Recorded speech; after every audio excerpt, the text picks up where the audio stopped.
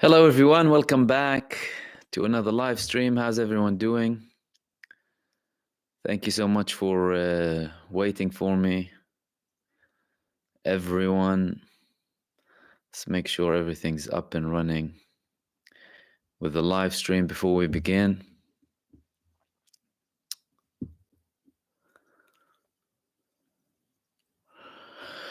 Here we are.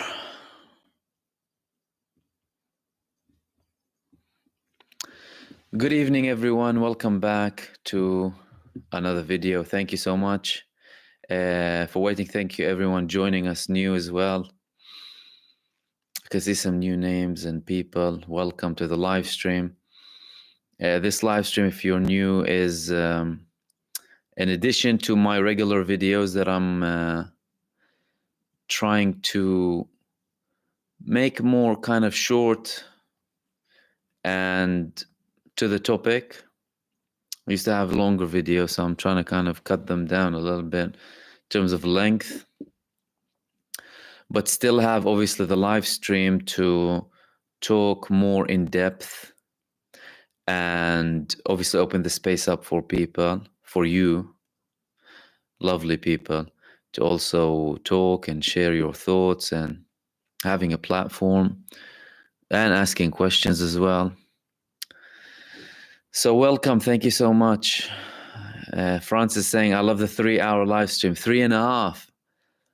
Yeah. I slept at 7 a.m. that night or day. Should have had breakfast before. It was a nice long live stream. But some people don't believe what happened.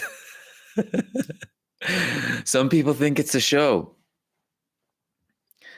So I was probably commenting about a Hollywood movie, a Ziowood movie. Everyone participating in a big act, right? Because how Israel it can't happen. Yeah, it can't happen, right?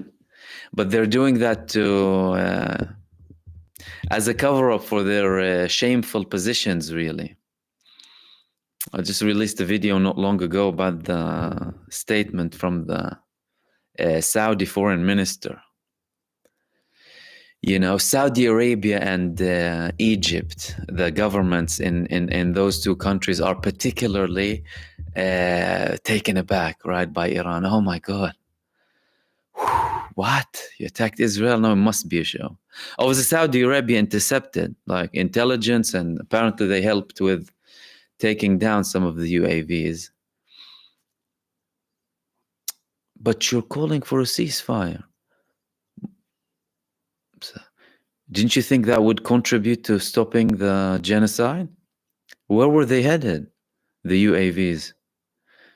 Where were they headed, the missiles? On military bases. They were headed on military bases, headed to military bases that Israel conducts its operations from to kill innocent people. So what was the problem exactly? But they have a problem with everything that everyone that does something better than them and puts them to shame. Because don't forget, they're also worried. Now, you know, some people from their population will tell you, okay, so how comes Iran is doing something? For whatever reason, by the way, we know it's a retaliation to the attack against the consulate, but for whatever reason, you know, you don't want your population telling you, hold on a second, Iran did it and not you, closer, something. And again, that doesn't have to be military even. It doesn't even have to be military. Diplomatic action, economic action, something to try and put pressure on this genocidal satanic death cult. But it seems like, I mean, what's evident now really is that the genocidal satanic death cult isn't just Israel. It isn't just Israel. It's the government, obviously, in the US. It's the government in the UK. It's many governments in Europe. It's many governments in the Arab world and Muslim world. Genocidal. Because don't tell me anything. Don't tell me like you're against it and you can take some action. Like I said, they could have had just diplomatic action. Like, hello, for example, Israel, hello, US, hello, EU. I am cutting ties with you. I'm not supplying oil to you. If you continue, your ambassadors are going to be kicked off. Right? Even verbally, it's like hardly anything. Like, we just support the ceasefire. We don't escalate. What do you think the world runs like that? What are you, stupid? Oh, don't escalate. Do you think the Palestinian people, some of them haven't tried that with Israel? Oh, please stop killing us. Do you think that it works like that? The Palestinian authorities have been trying to do that for 30 years. Israel, please go away from the West Bank. Israel, please withdraw. What are you, very condescending as if it works, right? But obviously with their case, it highlights their position. Little puppet clowns working as fronts. That's it. And actually having no say in anything. Their masters tell them something, they reply. Even, look, for example, let me give you an example. The British government, that's a really good example. Would say the, British government and, supposedly supporting Britain and the British people and what have you. Okay. You support Israel. You fail to condemn anything Israel does against the Palestinian people. Not surprising, because we know you're a supremacist, racist, and genocidal like them, and even worse. Look at how many people you killed all across the world. Anyway, though, they just killed 3 British people with the aid company. They didn't even condemn that. They didn't even condemn the deliberate targeted assassination of 3 of their own people, British, white, served in the army, Royal Air Force. They didn't even condemn that. Slaves to the Zionists. They don't care about anyone but their masters. People who support them. People who control them, run them, tell them what to do, and have many things on them. Okay, Epstein, that was uncovered, well, to a certain extent, because we don't know the extent of that network. But hey, okay, well, how about the current Epsteins and the networks and what have you? What do they have on them? Apart from the fact that they're slaves and fronts. But yeah, Saudi Arabia and Egypt were very, very taken aback by what Iran did. To them, it was like a mass of, we need to show something. Well, what are we going to tell our population? Oh, no. Yeah, it was just an act. Don't believe them. They'll never do that. They have dealings with Israel. They have dealings with the US. Anyway, what I want to talk to you about tonight is obviously there's more and more escalation happening, and Israel is threatening. Many people in Israel, including one previous senior figure in the army, said tonight could be the evening of the war. So it could start tomorrow. Okay. Iran initially said, if Israel attacks us, we will immediately retaliate with double the force. Immediate retaliation with double the force. Now there's something new. Tenfold. Now it's tenfold. It's not times 1, times 10.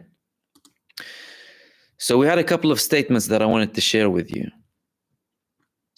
One of them relating to tenfold and one of them regarding cutting their leg. But anyway, was a report on Sunday. The Iranian Supreme National Security Council met and they issued a statement. Obviously, they said, any upcoming Israeli action will be met with a response, but it will be met with 10 times the severity. That's the Supreme National Security Council. When the Supreme National Security Council in Iran speaks, then that's it. They added the reason behind the massive missile and drone attack launched by the Iranian Revolutionary Guard on the occupied territories was that the Zionist regime crossed the red lines based on Article 2 of the United Nations Charter. The statement added from the Supreme National Council in Iran, the Iranian armed forces carried out Operation True Promise based on Article 51 of the United Nations Charter, and Iran took the minimum necessary punitive measures against the aggressor Zionist regime in order to secure its national interests and national security. Look how well spoken, well calculated everything is. They continued, based on international law, the minimum punitive measures, minimum necessary punitive measures. They go and elaborate. Unlike the outlaws of the Wild West. Anyway, they continued. In this operation, only the intelligence and military airbase of this regime was targeted. And an attack on the economic facilities and infrastructure of the regime was avoided. And there is currently no other military action on Iran's agenda. But they continued saying, as long as the Zionist regime wants to continue its evil actions against Iran by any means, at any level, it will receive at least 10 times the response. 10 times, tenfold. Stop being twice now. Anything happens, 10 times. 300, expect 3,000. Drones, missiles, well. And there was also a mention that the commander-in-chief of the Iranian Revolutionary Guard, Major General Hossein Salami, he warned Tel Aviv of also responding to the Iranian attack. And also Ibrahim Raisi, he said that any new venture will be met with stronger and more decisive response. Then you had another statement from Brigadier General Abul Fazl Shikari. He said, he commented on the support of some Western countries' leaders for Israel, saying, we remind the leaders of America, Britain, France, and Germany to stop supporting the fleeting, evil, lawless, terrorist, and child-murdering Israeli entity. Well, what a nice description. These people are beating me with the description. I say the genocidal satanic death cult.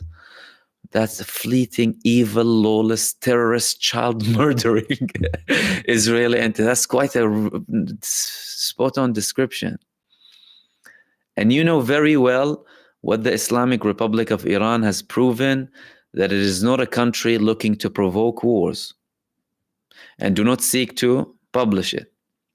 Then he added, but if you or this helpless entity extends his leg outside the rug, we will cut it off with greater force than the previous response to Israel, the evil aggressor. I really like the words used, I must admit. Fleeting, evil, lawless, terrorist, child-murdering Israeli entity. And then chopping the leg that extends to attack them. Then he added, we also showed you an aspect of this divine power and brave and powerful men of the Islamic Iran in operation. True Promise. And we made the enemy's destructive missiles and drones pass your advanced radar and air defense systems and past the so-called Iron Dome that you donated to the Zionists. And with it, we destroyed military fortresses. We recommend that instead of condemning the legitimate and legal response of the Islamic Iran to that false and criminal entity, you should be sensible and not support the illegal, foolish, terrorist entity. Oh my God. They so sharp. I'm telling you, I'm gonna have to copy some of these descriptions. The illegal, foolish, terrorist entity that is drowning in a quagmire, and not throw yourselves into the fiery pit of fire. American media, quoting an Israeli official, reported that Tel Aviv's response to the Iranian attack would be coordinated with the allies. Which allies? What allies? The US said we're not responding. The US is the ally. Everyone else is a puppet. What, Europe? They're slaves of the US. They follow what the US tells them. They're the US's poodle, like Tony Blair was to Bush. What do you mean the allies? The US said they're not going to respond. Now Canada's saying, leave us. We don't escalate. I'm going to publish a video about that later on. But who? What? France? Britain? What? Which? Belgium? Who's going to attack? Anyway, we'll see. But I mean, if Biden told you, you've got to win, take the win. That's it. You've got to win, as in he described it as a win, because obviously he needs to give them something. He doesn't want to tell them, okay, hold on a second. They annihilated the living daylight out of you and petrified everyone and made your diapers full. He doesn't want to say that. And then they said, we're not going to participate. And the Secretary of Defense, he told them, oh, just inform us. What are you going to do? Which allies? You're being secluded. Getting a bit of lip service here from the clowns in the government here in Britain and, France, Germany, the typical clowns.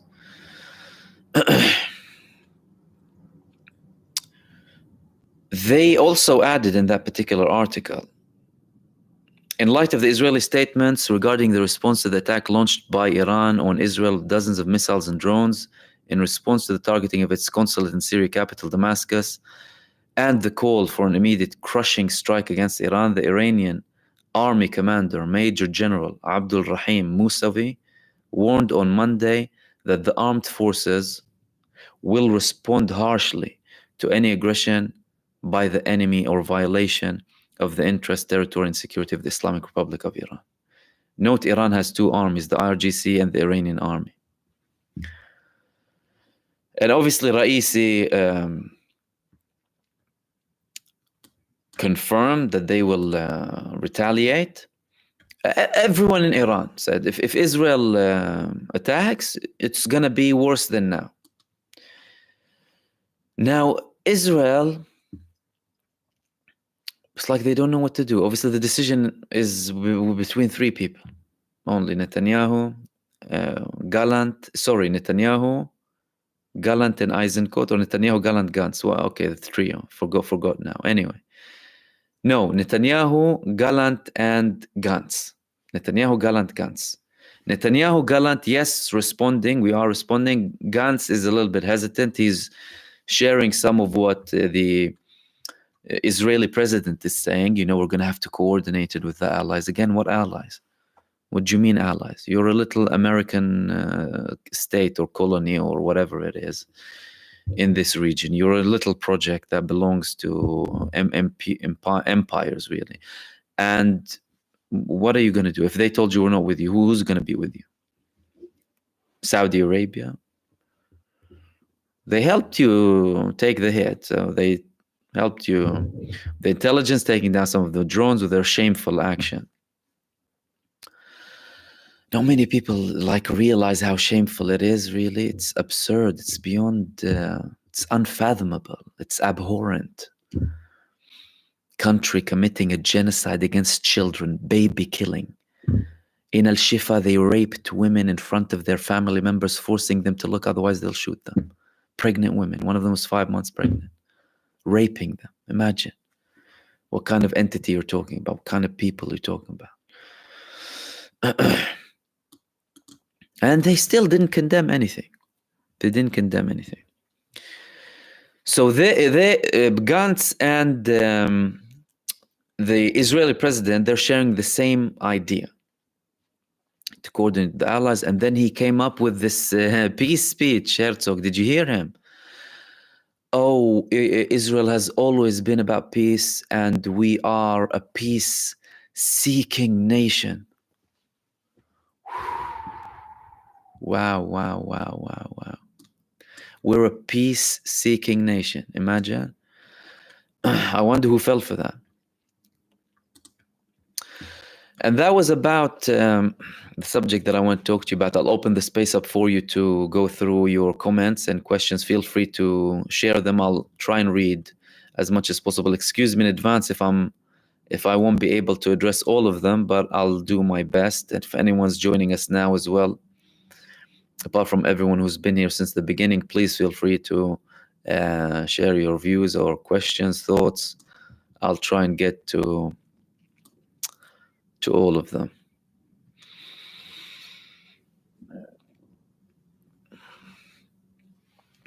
ABCD, thank you. Keep doing what you're doing. I will. Thank you so much for your super.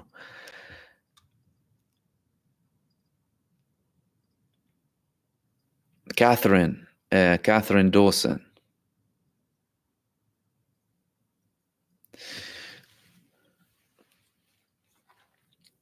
If, God forbid, war becomes regional, which states do you expect to get dragged into, and in what capacity? Thank you.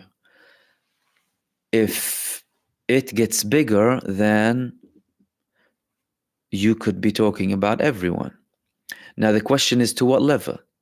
Okay, so Israel is the aggressor. It's the little genocidal death cult. And all of the descriptions as described by this Iranian general or pinpoint.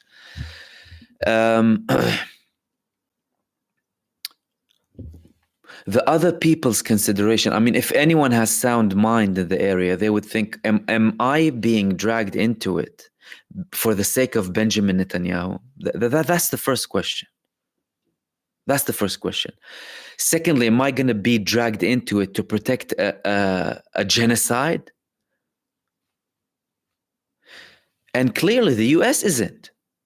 Biden, Israel's biggest supporter, isn't participating. For argument's sake, though, Israel did go with 1, 2, 3 countries.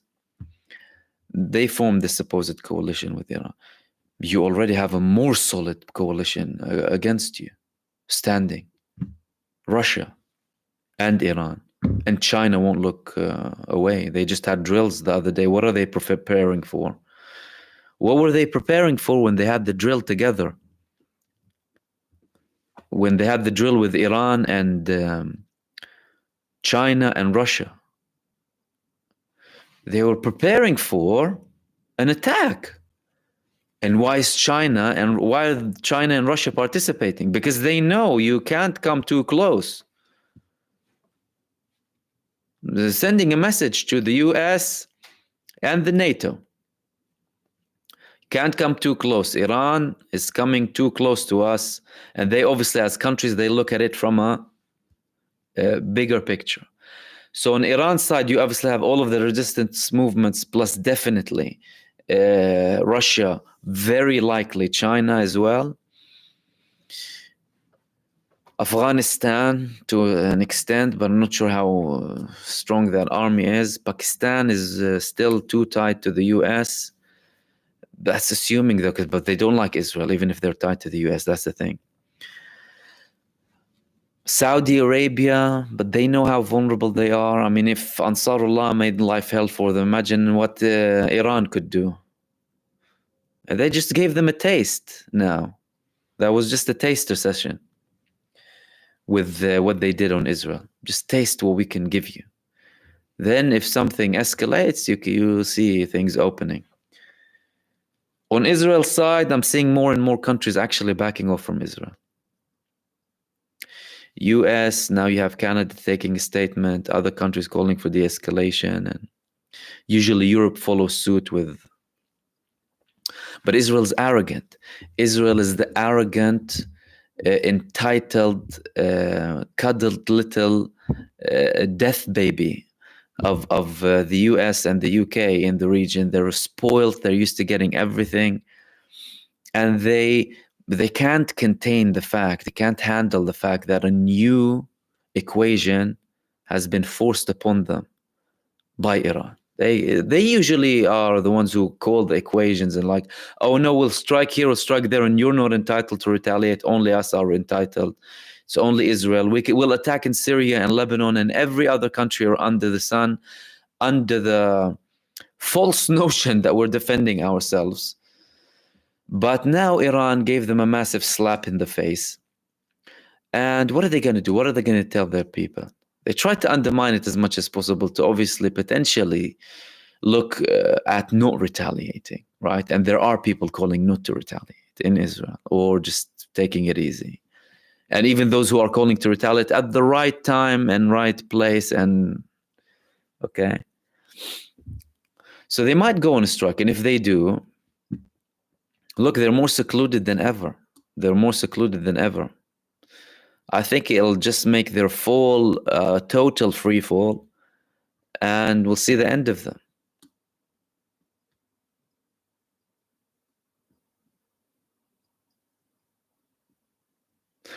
Kirk, Sisi needs to go back to being president of Mexico.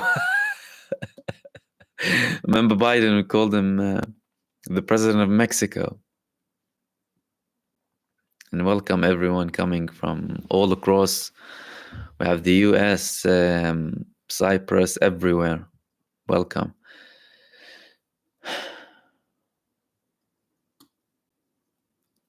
Let's go to next one.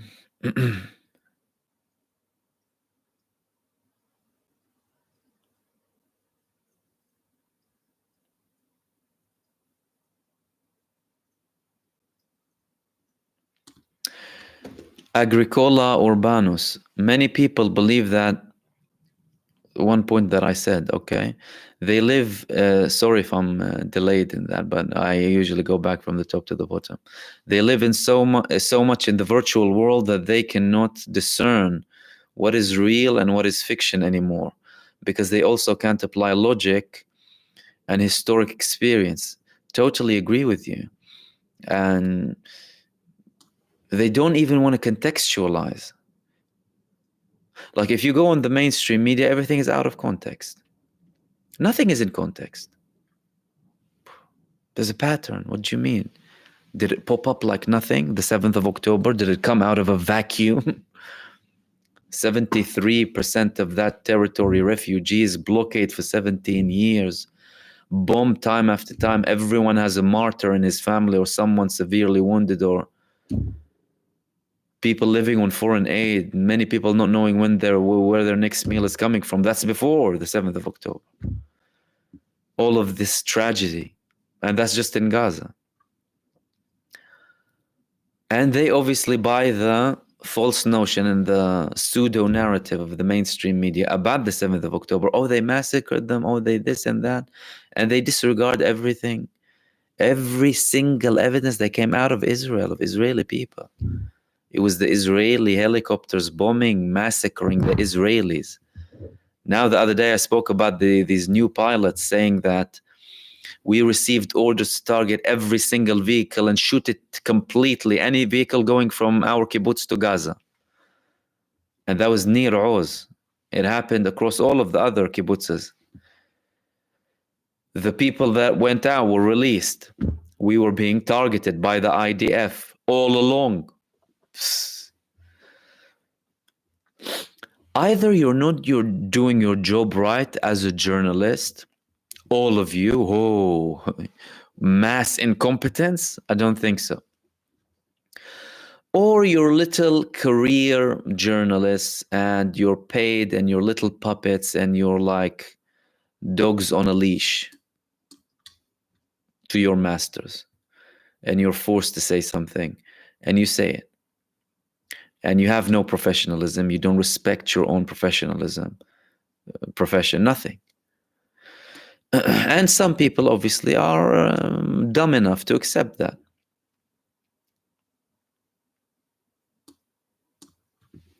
Ashkir Moxie, do you think the Saudi regime will be overthrown by its population if Israel and America lose a war with Iran? You see, many of the Arab countries have a problem with the Palestinian people emerging victorious because it gives a sign to their own nations that the people can win, even if they're very small in number in comparison to the state, even if they have very small resources, minimal resources to fight this superpower. It will be a blow to people in power everywhere. Corrupt people in power, not good people in power, and there are very few of them. What is the message? That people can win. The last people who want to accept this is dictatorships in the Arab world, in the Arab states, and in other Muslim countries. That's why they secretly want Israel to win. And they'll justify it with a million things. They'll use the sectarian card about Iran. They'll use the racism. They'll use the false ideas and beliefs, right? That we're going to be saved by characters or whatever.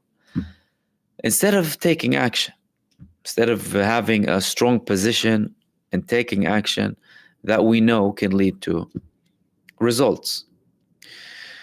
So they are at risk. There is a risk. And there have been many changes in Saudi Arabia in the last few years in terms of societal changes with the government and whatever. The thing that hasn't changed is dictatorship. That's the thing that hasn't changed. So they're going through what they call a reform. Like, for heaven's sake, women can drive now, eh? Right? Women were banned from driving up until a few years ago in Saudi Arabia. Imagine that. So now they can drive, right? There's a couple of other updates, okay? But when you talk about like full open freedom, liberty, and democracy, and also complete transparency and stuff like that, you're way far from that.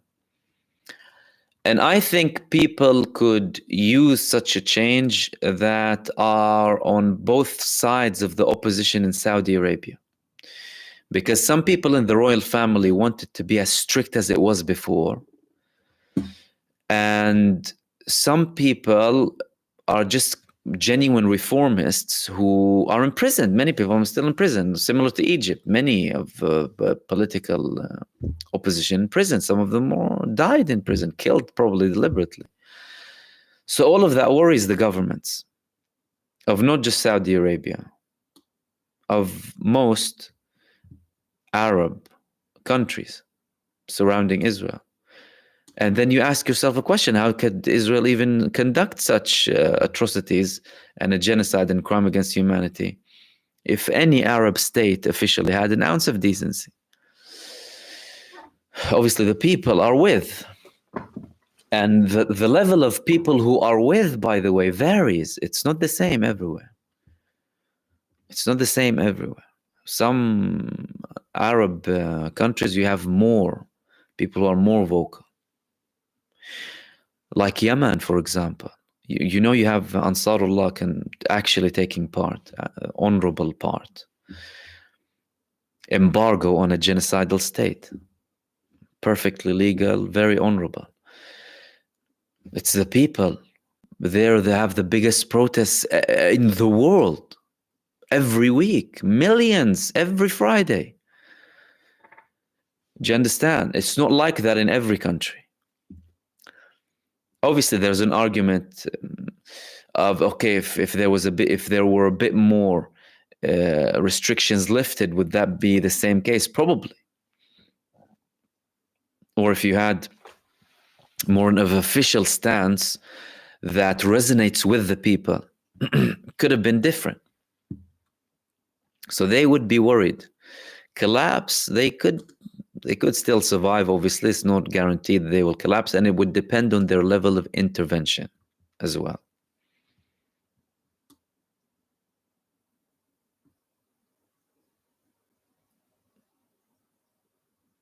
Clara, was it MBS's dad that was assassinated? No, it wasn't his dad. His dad is the actual king. He's the crown prince, by the way, but his dad is like almost gone now. It was. I'm not sure. He wasn't his great grandfather. His grandfather, because don't forget it moved from not just father to son, sometimes cousin and stuff like that. So it changes a lot. There's a lot of fights between the family. You have about 5,000-6,000 of them about positions, and many people were against MBS because of his actions. He changed many things with traditional way of becoming a king.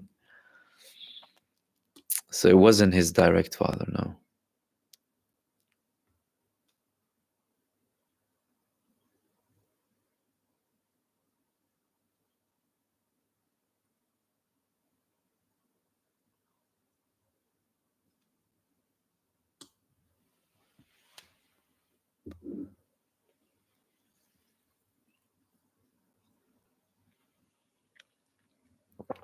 Conrad Jones, that's a very important question Conrad is asking.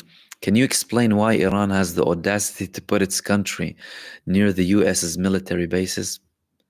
How rude of them, isn't it? It's so rude. Why did Iran put itself next to US bases? Seriously. Why? I mean, couldn't you put Iran somewhere else? Similarly to the argument that why did China positioned itself next to the US aircraft carriers in the South China Sea? Why is China there? The whole world should be the US backyard. They treat it as such. They called Latin America for a very long time our backyard. That was their foreign policy.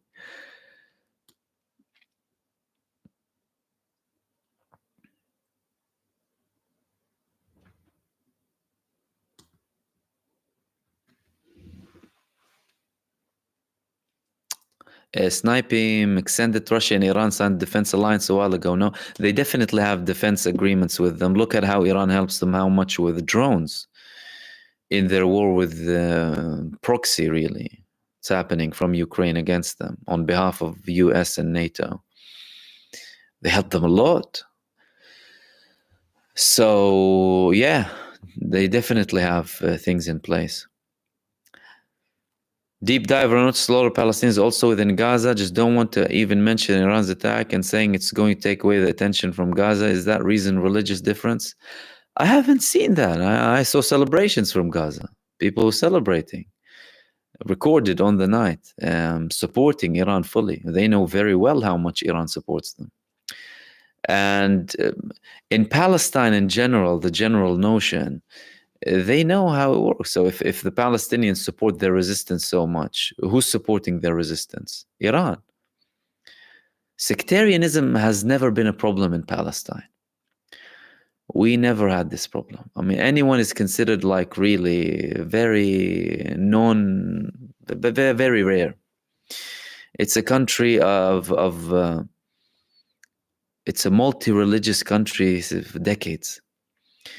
Like you'll have your Palestinian neighbors, your Jews and Muslims and Christians within them. Even it's been very peaceful for a very long time.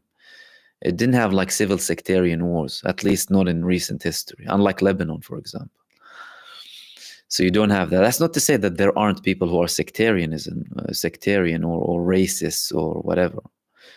But it wasn't really a key thing. And like I said, with Iran, it's very much understood who supports the Palestinian resistance, who supports them unconditionally, even when they have disagreements with them. Iran.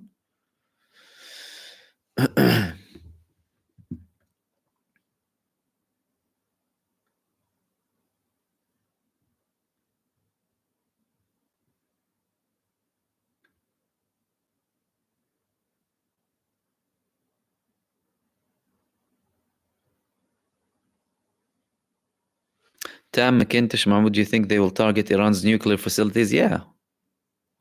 They will most likely target some of their nuclear facilities. They could be genocidal as well with Iran. So, but that's definitely something to bear in mind. They could use it as an attack against their nuclear facilities. I think it will have a limited effect, though, because they attacked the nuclear facilities in Iraq, nuclear facilities in Syria. Imagine, and no one condemned them at the time.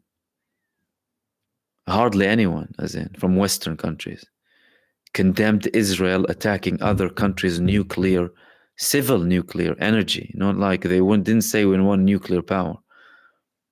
Because they're entitled. Why? Because they want to be superior. Now that reality is being crushed.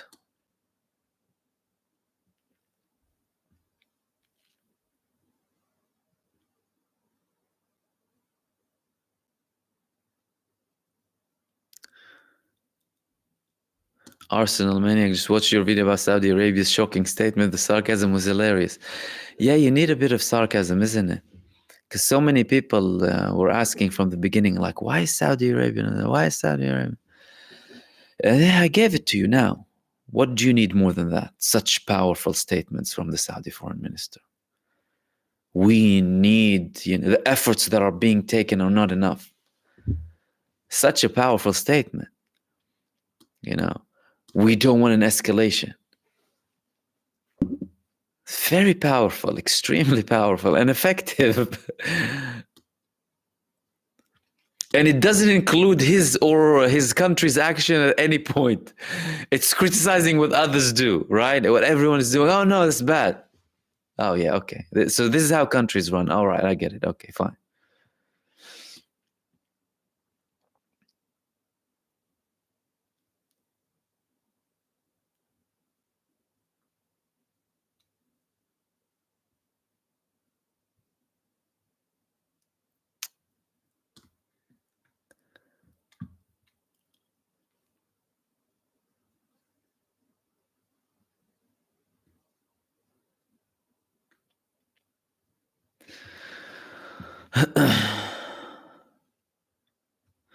Shadi Javadi, as an Iranian living in Iran, I say bring it on. Routed. Yeah. Look, it might not escalate. Who knows?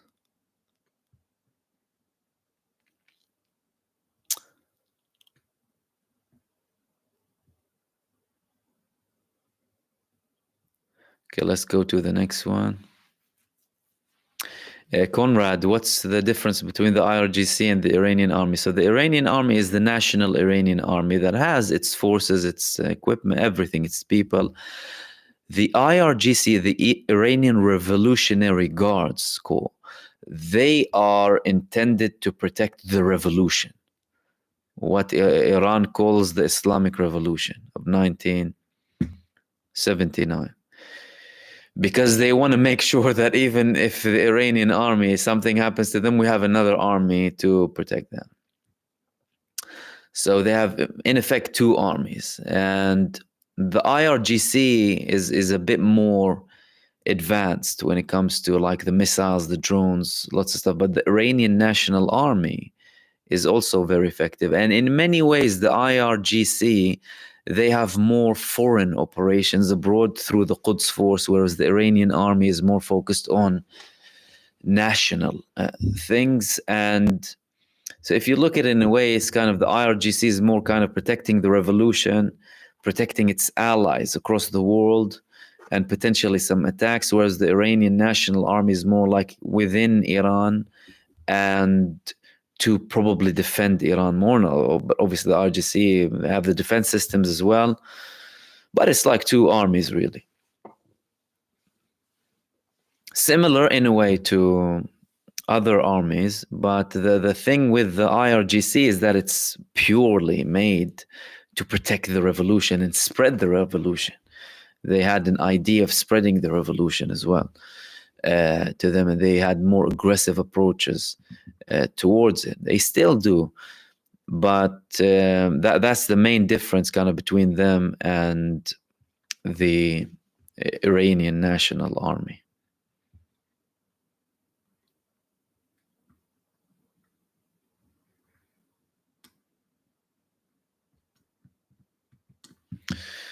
Where did we go? Zozodo, Luane, and Alan Marwin, thank you so much for your lovely supers.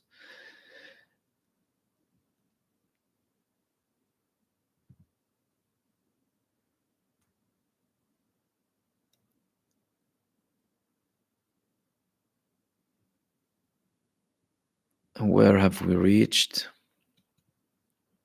So we won't miss. And Rachel Trabelsi, thank you so much. I'm sorry if I missed some of the supers because the chat keeps popping up with new messages, but I'm trying to kind of go through all of them. I'm sorry if I missed some of them, though. Teshikoma, why are there no journalists recording the damage done in a legal state? Because it's censorship. Anyone operating there, you'll hear the Israeli media complaining about military censorship. The people already know what's happening.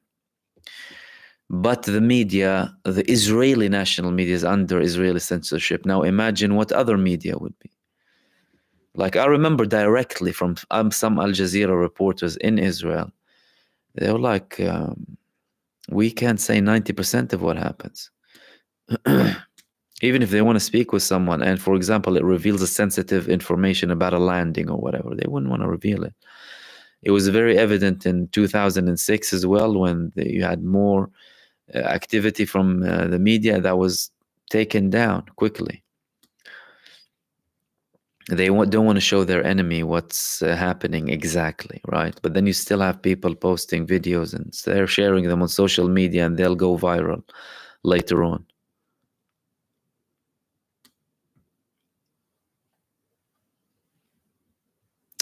Talal Mansour, will Trump get reelected or sidelined, possibly igniting a civil war in America? He obviously has a chance.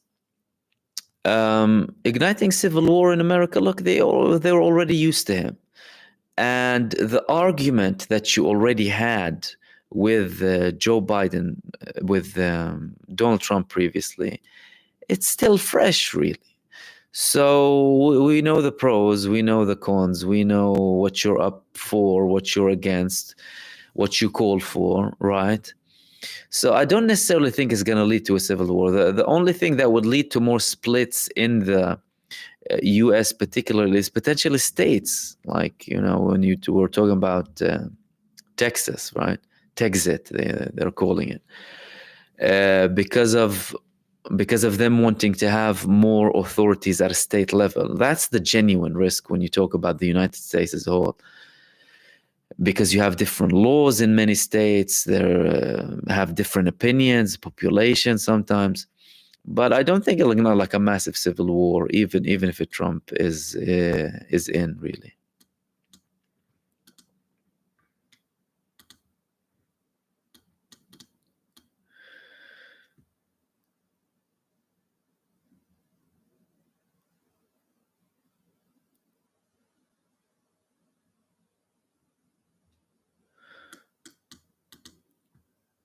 Kyle Lynch, was Arafat a collaborator? Look, many people have mixed opinions about Yasser Arafat. Okay, so he started off Fatah movement and was the initial movement, the national liberation movement, and it had many figures that genuinely were looking to liberate all of Palestine and what have you. The criticism for him started to increase following the peace process in 1993 with the Oslo Accords, and him having more and more dealing with the Zionists and helping them in many cases. But obviously the vibe and everything was different at the time. However, even with Arafat himself, when he was there was a different type of approach. Look, he arrested people from the resistance, for example, on behalf of Israel sometimes. His security forces had dodgy people around him. But then you have an argument. Okay, well, if you had dodgy people around you who probably ended up poisoning you because he died poisoned, right? Then what do you stand for exactly? Okay. And then you had the fact that he was actually poisoned. So if he was a full collaborator or what have you, then why would they want to assassinate him? Clearly, he started up this attempt with Israel, for example, and he didn't want to give in for everything, but they wanted someone who will give in. Okay, so they ended up assassinating him. So post-mortem, he had it. In France, they revealed that there was poison. So then you had Mahmoud Abbas. And again, you know, with Yasser Arafat, again, mixed opinions. He did some things that were awful, in my opinion. But I don't think he completely submitted to Israel's will, particularly with the resistance I'm speaking back then, as in imprisoning some of them. But hey, look, he had coordination with them in many cases too. And he even had good relationship with the resistance leaders in many cases. And Israel wasn't happy with him. They weren't very happy with him. That's why they ended up getting rid of him. But now they have this guy.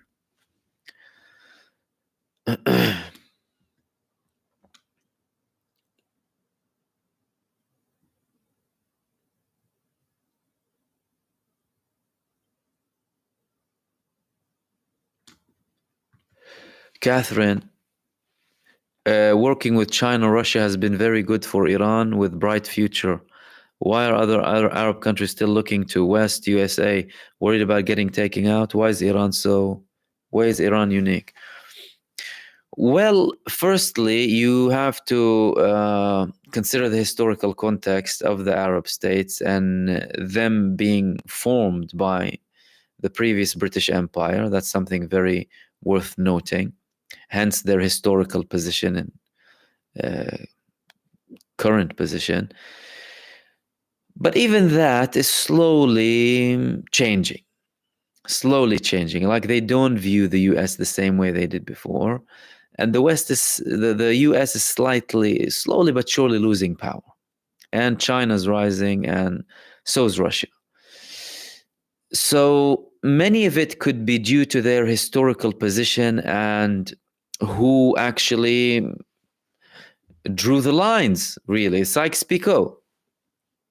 Britain and France divided the area between them, and they wrote like straight lines. They drew like straight lines. Oh, that's yours, that's mine. This is yours, that's mine.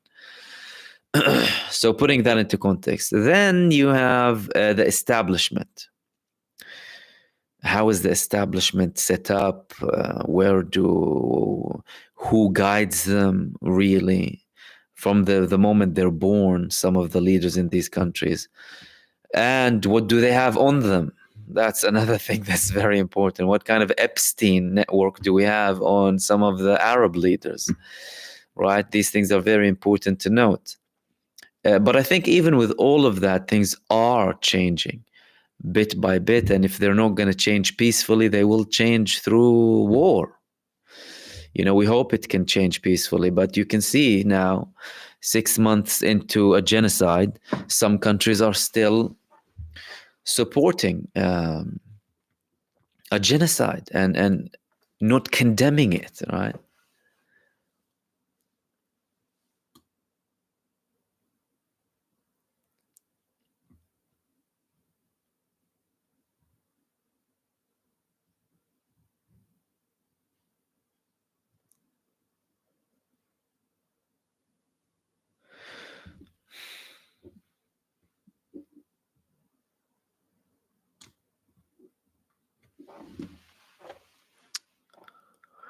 The Marvin Vergas question, Druze in Israel, are they Jewish, Muslim? I understand the IDF uses Druze for certain types of ops tasks when dealing with Palestinians. True? Are they?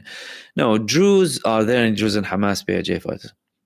Druze is a subsect in Shia Islam that formed their own type of way. Many Muslims don't consider them Muslims, although they recite the Quran, for example. They have a different type of worship.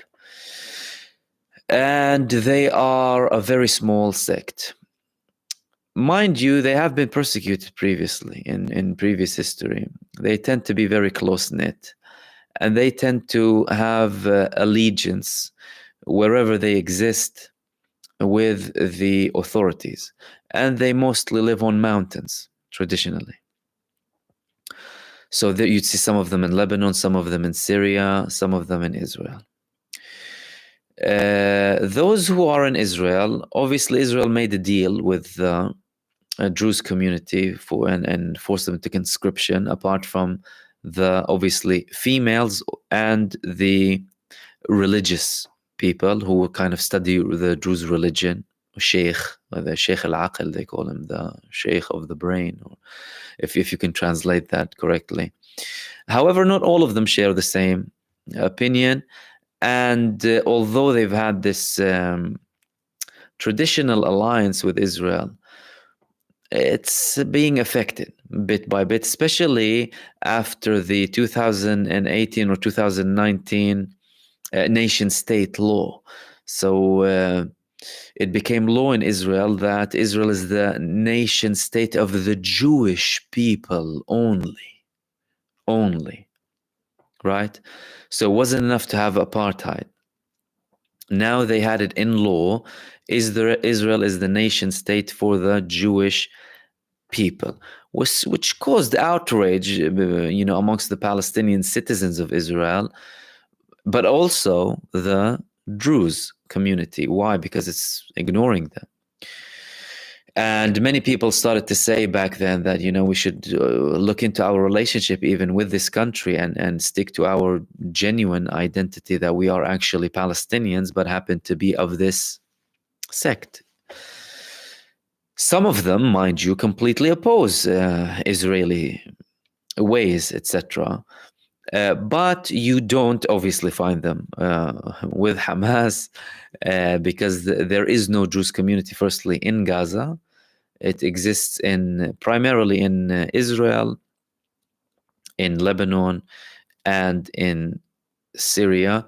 There's a community in the Golan Heights that doesn't have Israeli citizenship, nor Syrian citizenship. So they refuse to get Israeli citizenship because they don't recognize Israeli sovereignty. And they recognize that these territories are occupied and we want them for Syria. So this is the only kind of, not to say obviously people are different, whether even if the whole, most of the community serves in the army or whatever, you still have people against it, like in Israel. But particularly the most kind of interesting case are the Druze of the Golan Heights, because it's Israeli occupied, but they don't have Israeli nationality, but they also don't have Syrian nationality. They'll speak with their relatives from the borders, from the Syrian border. They'll shout at them and speak with them. Many of them are vocal against Israel as well. And they obviously don't enjoy the rights of a normal human being. So I hope that elaborates on them. And yes, from the small communities inside of Israel, Druze are the most who serve in the army. There are some in the Bedouin community. Very minimal amounts of Muslims and Christians of Israel, Palestinians, is very, very minimal, extremely minimal. There are some, but it's very rare.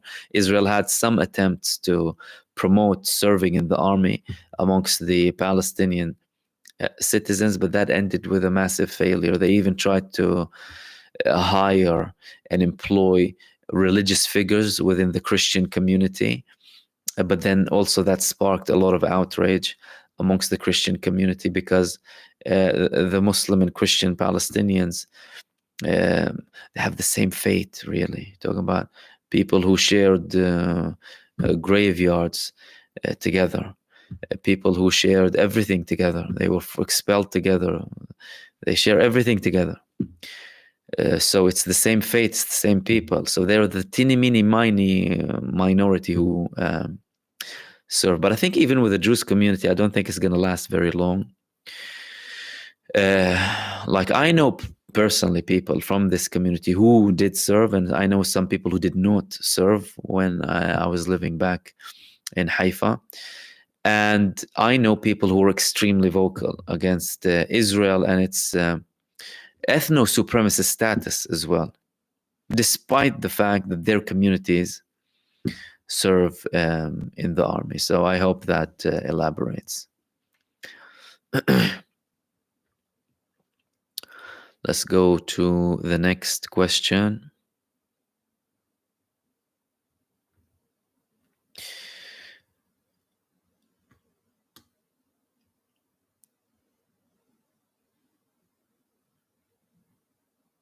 Hanan, thank you so much for your comment, and everyone else commenting.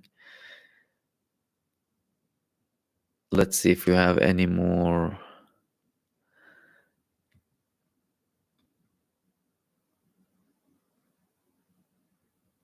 Questions. Where were we?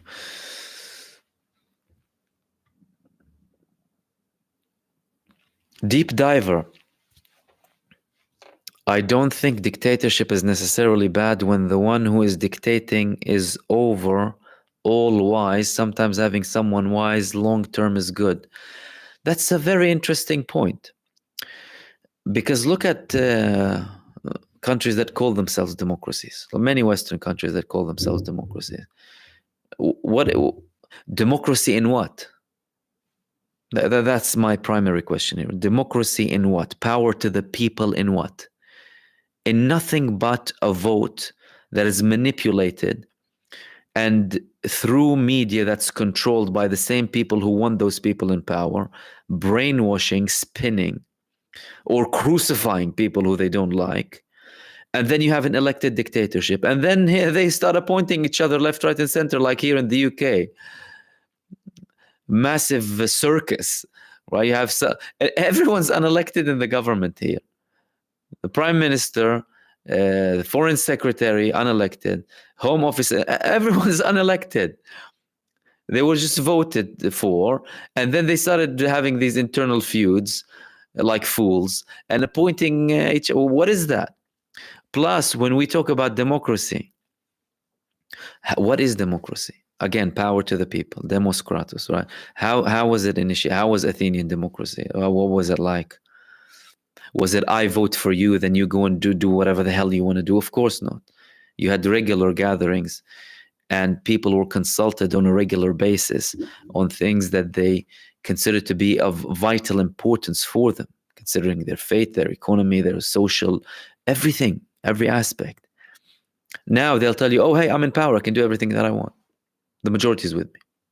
So if it's 50.5% are for and 49.5% are against, then you'll say I was voted by majority. But are you disregarding the rest of the population? Secondly, the concept is people, power for the people. People should be consulted when it comes to things to do with their pockets, for example, right? You went out on this proxy war, serving this little puppet against Russia for the US, really, because they want to take over Russia. And your economies, your people started having far worse economic conditions when it comes to energy bills and everything, really. When it comes after the Russia-Ukraine, then you had obviously COVID, and in Britain you had Brexit too, which made things even worse. And even if the people change their mind, millions sign a petition, for example, oh no, the decision has been made. That's worse than dictatorship. What are we talking about? So in many cases, yes, if you have a dictator, or I don't know if it's a kingdom or whatever, but there's justice, there's a level of, freedom of speech, but people are safe and they have good economic, good conditions. And in many cases, it is better than impoverished, unsecure nations that call themselves democratic. So what is democracy? Just swearing at people in power? It's not that. It's a way of having freedom of expression, and it's good to be there, obviously, for people to let out what they think. And it's also for them very clever for people to let out what they think, rather than getting frustrated and actively doing things that are bad, right? It's important for people to have freedom of expression. But is it just only about swearing at the people in power, democracy, and criticizing them and laughing about them? It's good, it's nice, but it's not enough.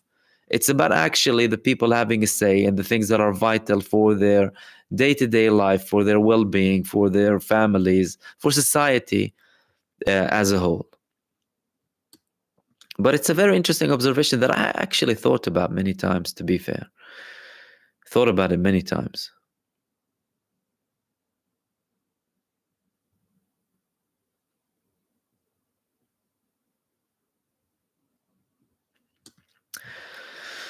Kate, do you think Milikovsky will attack Iran and USA had no choice but to join them?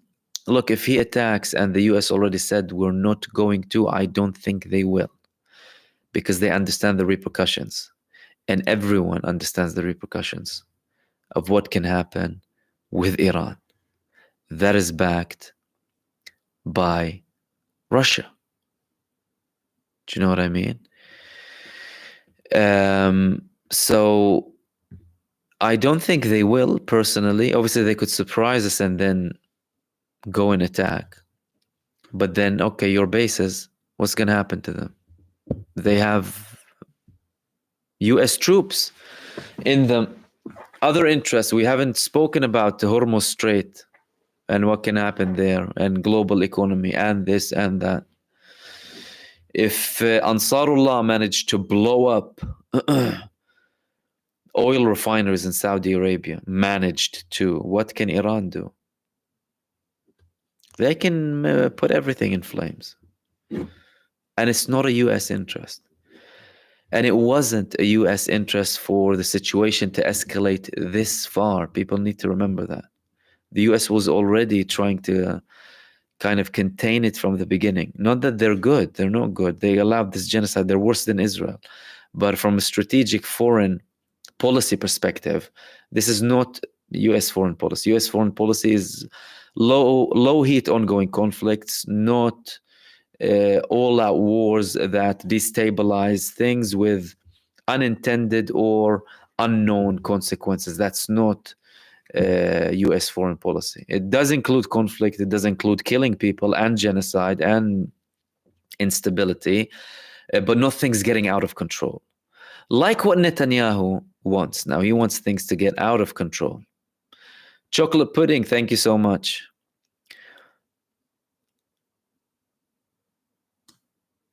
Chocolate pudding is saying, firstly, thank you very much for your contribution. I really appreciate that. And everyone else, and Andy as well. Andy Pants and Angela Brody, thank you. And Laura, I'm sorry, I missed so many of you. And Laura again, and Khalid Razzaq, and Crooklyn. Where did we go? Wow. I'm sorry if I missed some. I'm sorry if I missed anyone else, by the way, because we go up and down. But thank you so much for your supers. I really appreciate them, and they support my work massively.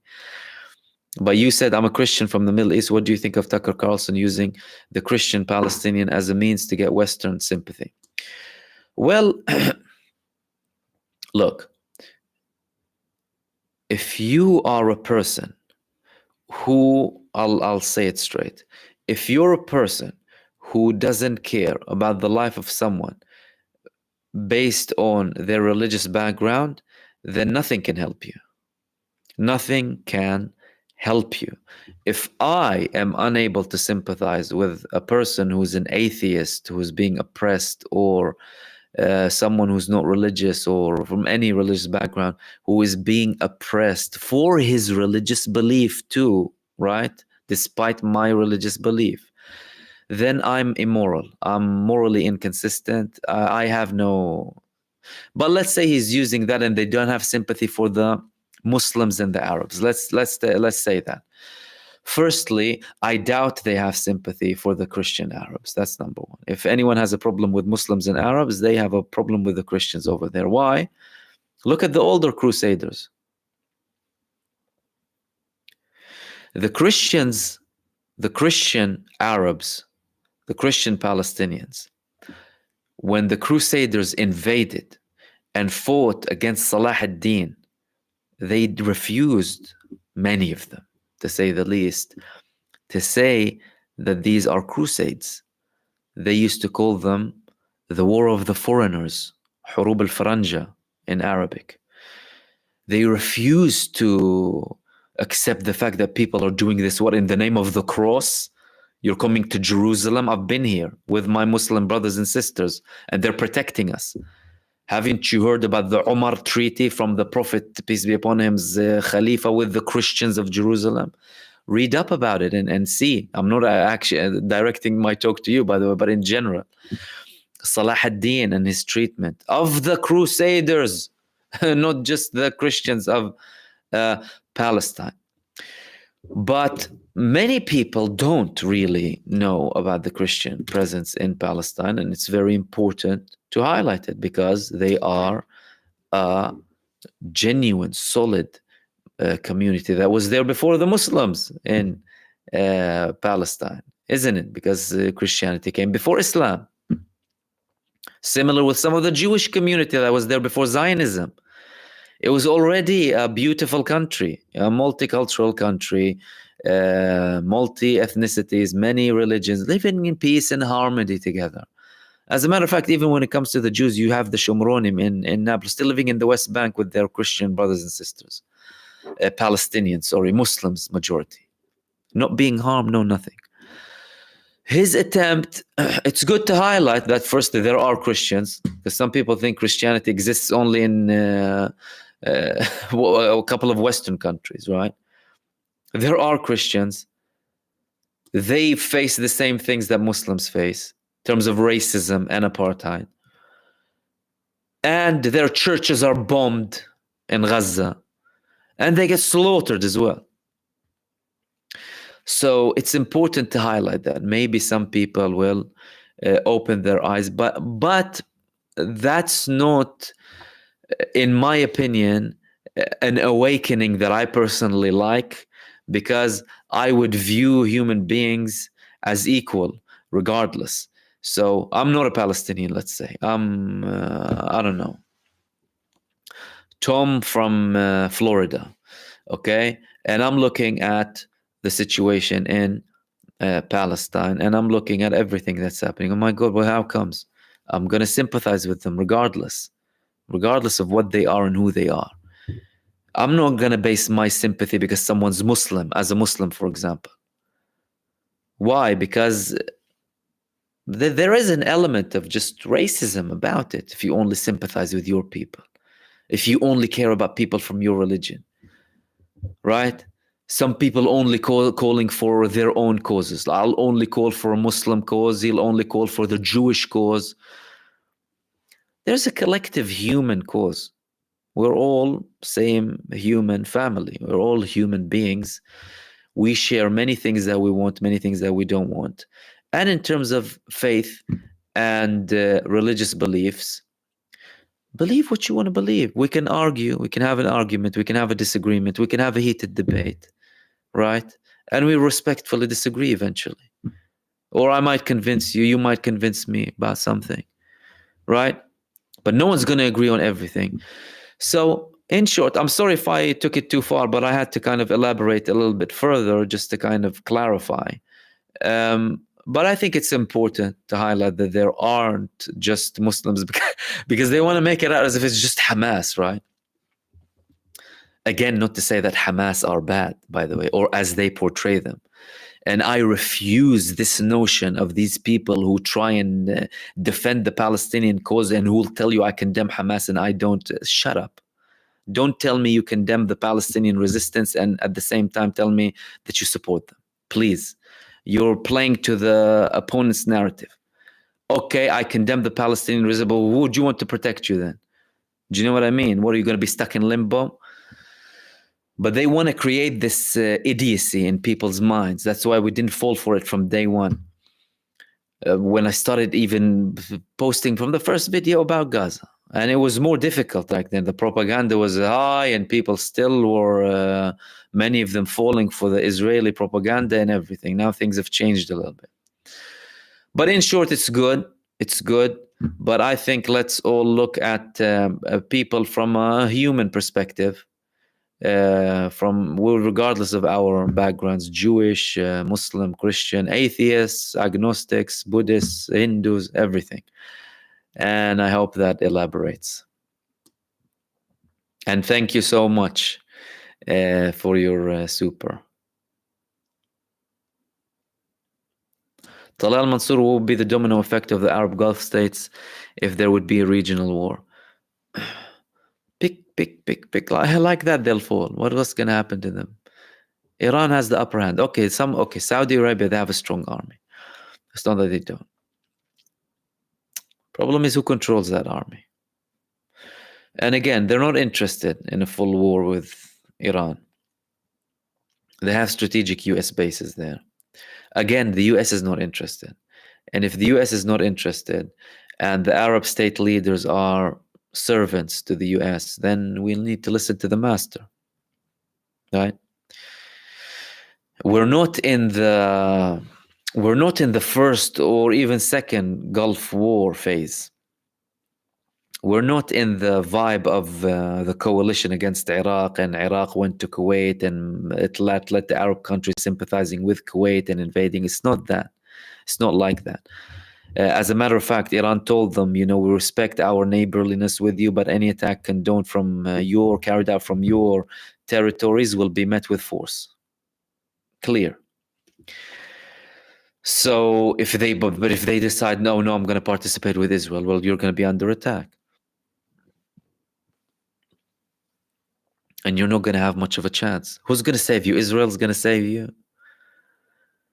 Israel's probably going to use that to go and control you and create the greater Israel. You already have a settler, neo-colonial, expansionist, racist cult over there. And they want to take over Gaza. They have plans for settlements in Gaza, expanding in the West Bank. They'll create the greater Israel if they support them and they take over. That's what they do.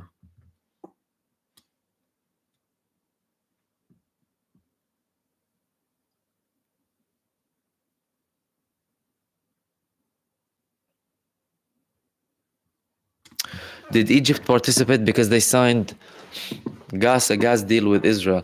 I didn't hear that they signed a gas deal with Israel, by the way, about Gaza. I personally didn't hear that. But it wasn't published. There was one report that they supported, with Intel or what have you, regarding that, but they didn't have physical contribution, primarily because most of the missiles and drones, they had to go over Saudi Arabia and Jordan because they're coming from Iran and then through the Syrian borders and what have you. But what Egypt did do as a government and as the mouthpieces of the government, the Egyptian media, they started playing the undermining game. It was nothing, it was just a joke. It was just a cinematic. Only just a few missiles landed. It was all coordinated. Again, to undermine, to hide or try to hide their more shameful position. Because if one of them carried out that attack, what would they say? Look at our heroism, right? Look at what we did. Historic. They disregard everything. They disregard the fact that it's a historic act. They disregard the fact that it was brave, that it was well calculated, that it was very judicially calculated too, with the UN, within international law, targeting only military bases. They disregard all of that, and they'll just tell you it's a show. Well, how about the effect that it had on Israel? Did you think of anything? And the fact that they went through the supposedly most sophisticated air defense systems in the world, the Arrow 3 and the Iron Dome, undermining everything that they do, each for his or her own reason.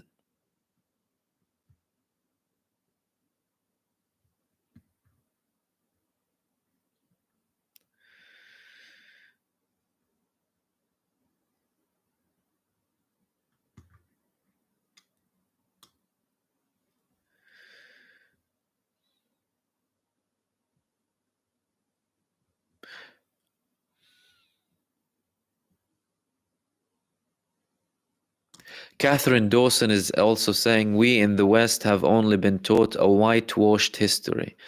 Therefore, we must take widening knowledge very seriously. Do you have favorite sources for Arab, MENA, Islamic history, etc.? Firstly, that's a very important notion. And with regards to the whitewashed history, mind you, it was X-washed with every other nation, right? Like you'll see some in the Muslim world, for example, when they talk about the previous history in the Muslim world, they'll tell you as if everything was roses and amazing.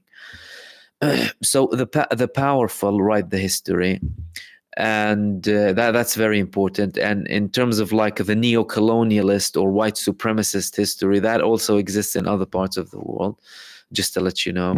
It exists with the Arab nations and within Islam, and obviously Israel with the Judaism, they'll sell you this whole thing. But the second point is important, therefore we must take widening out knowledge very seriously, totally, because you can't just rely on your own sources. You can't just rely on your own history and who's written your history, different perspectives. Like, for example, I was reading a history book from the 50s the other day, and the tone that changed just from 70 years, the terminology that was used only 70 years ago, it's mind-blowing. It just shows you how things were 70 years ago. That now, in the politically correct / woke world, not criticizing either, but I'm just saying, everyone's very particular about the terminology used. That wasn't the case, and how they used to think back then. And then you think, okay, no wonder how racism spread, right? And it's good now that people are more aware when they talk about people from other backgrounds or other religions, even though you still have racist maniacs in power in many countries. Hell, they're supporting a supremacist genocidal death cult that extends to them, really. But it's important to take different sources from different places. It also helps if you do speak other languages, for example. That does really help. I mean, I'd encourage even, having established some sort of an understanding, especially when you want to understand about a different culture or whatever. Do you have favorite sources for Arab, MENA, Islamic history, etc.? I would take the same point that I said with the second point, which is diversified as much as possible. So I will never, ever restrict myself to one source, and that's it. Even from it's someone who I can politically sympathize more with, although I'm not politically aligned with anyone, right? Or share more views with, right? We can be on the same wavelength. I wouldn't solely rely on them. Hell, if I know someone and we share almost the same opinion on everything, you still diversify, because that's why so many of us here, and so much knowledge to be explored, really. So I would advise diversifying, even if you're talking about Arab, Middle East, or Islamic history. Take it from different perspectives, and also listen not just from the sources that you had from the Arab or Muslim sources. Similarly to, you don't want to only see the history from, for example, a US perspective, especially since World War II, right? They wrote all of the history, and it's as if everything they said was a given. Read other sources too about people who researched that part of history from other cultures too, or from other different backgrounds. It helps give a broader and wider perspective. But it's a very important note.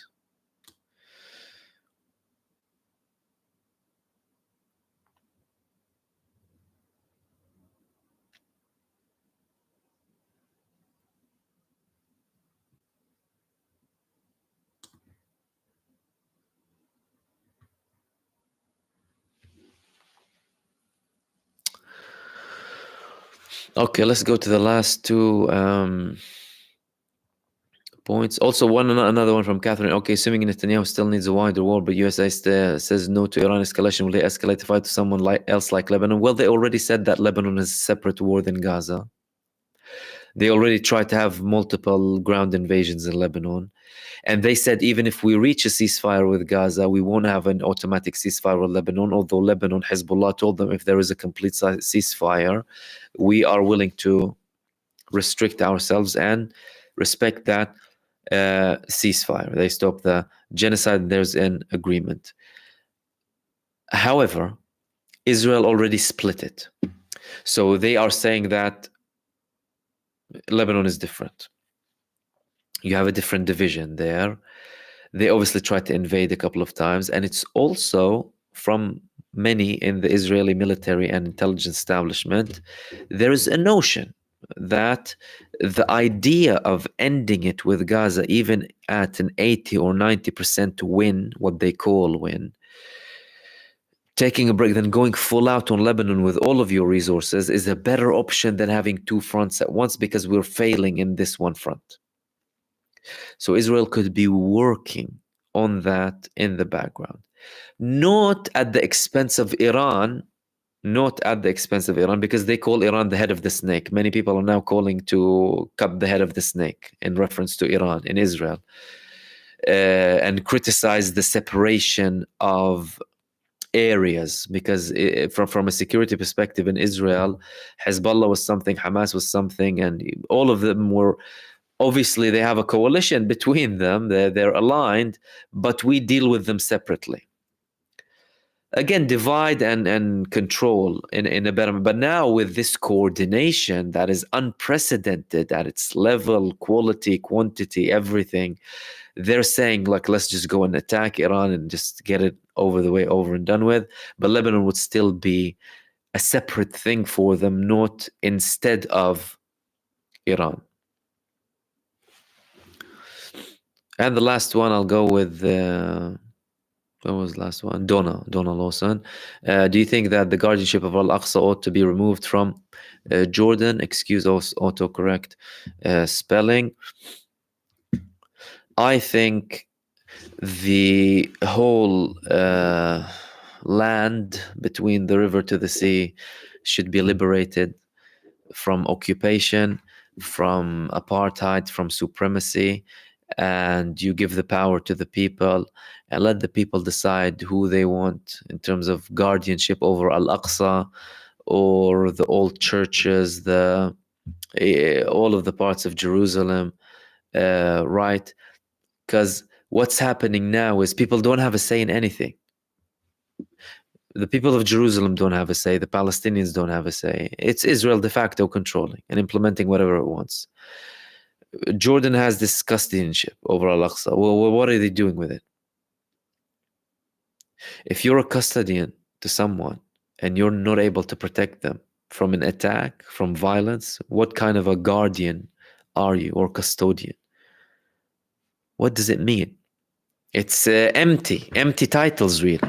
So I think everything should be just liberated. You have a complete, fair, equal, democratic state, and people choose whoever they want to have control over Al-Aqsa and Jerusalem and all of historical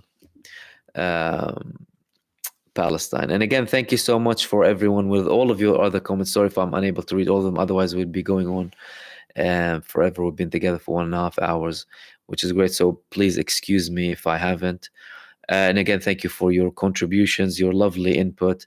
Thank you very much for everyone who supported the super thanks. I really appreciate you, and consider yourself to be part of my journey as well. It's exceptionally important, and this enables work like this. This is what I would like you to understand, and it enables someone like me to put in more work with people like you, and obviously all of your valuable questions, and everyone regular. Thank you so much. I'll hopefully be with you tomorrow. If you haven't watched my other videos, go ahead and watch them, and I will see you soon in the next live stream, and have a good night, everyone. Take care.